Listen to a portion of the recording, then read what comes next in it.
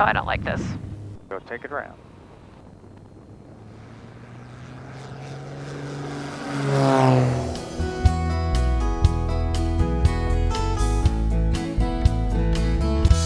Things and places have a special hold on us.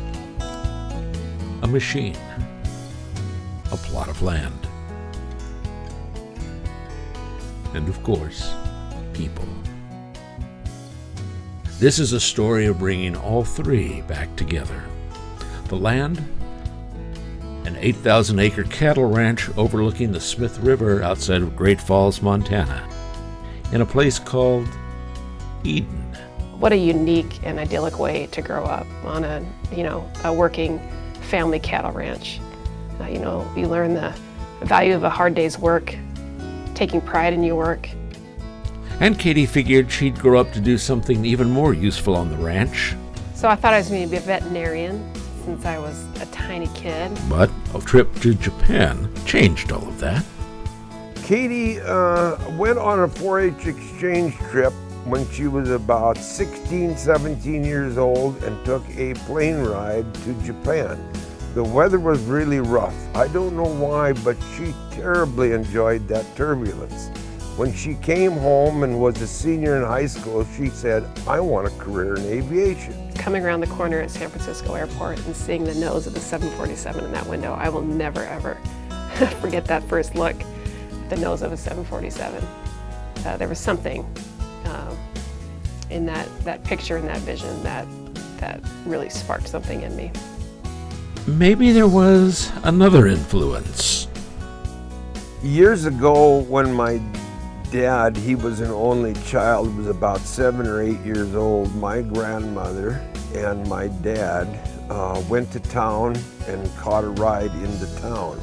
The roads at that time were terribly muddy, and we had a rainy spell. She could not catch a ride home with her son, my dad.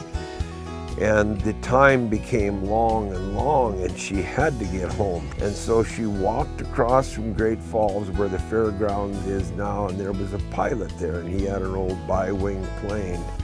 And she said, can you fly us out to the ranch? Well, we started to walk off, and then she went back and she said,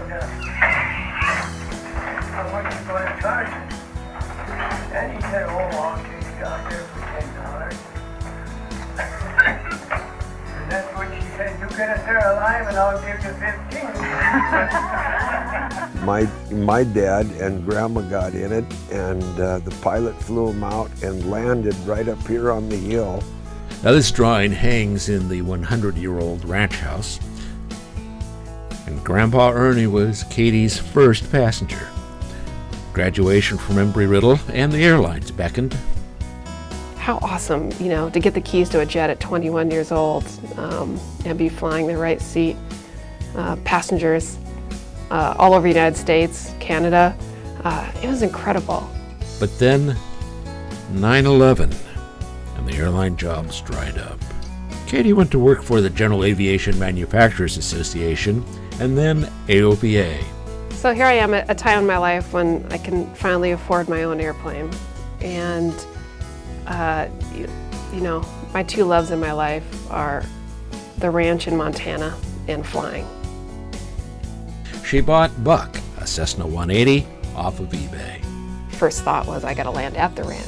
The only suitable place to land was on top of that very hill where Great-Grandma and Grandpa Ernie had landed nearly 90 years ago.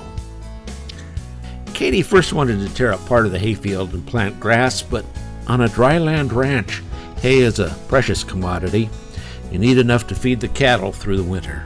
My hay base is too small.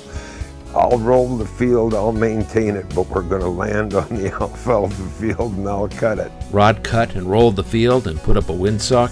Landing at the ranch is really bringing it full circle for me. Again, connecting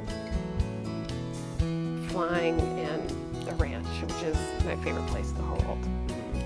And landing at the ranch finally will be bringing it all together. I'll get emotional about this. And last May, Katie headed west from Maryland for her first landing at the ranch. We're terribly excited to have her come home and see this landing.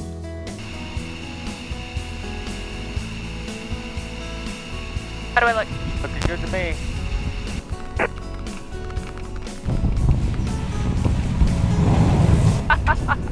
Nicely done. Oh! Whew! Nicely done. Very nicely done. Hey! Landing on the ranch! Yeah. Lifelong dream! Oh man.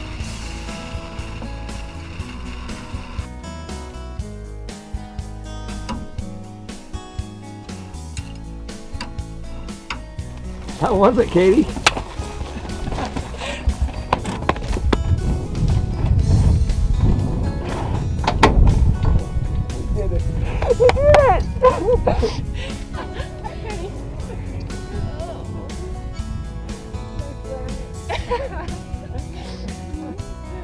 Oh.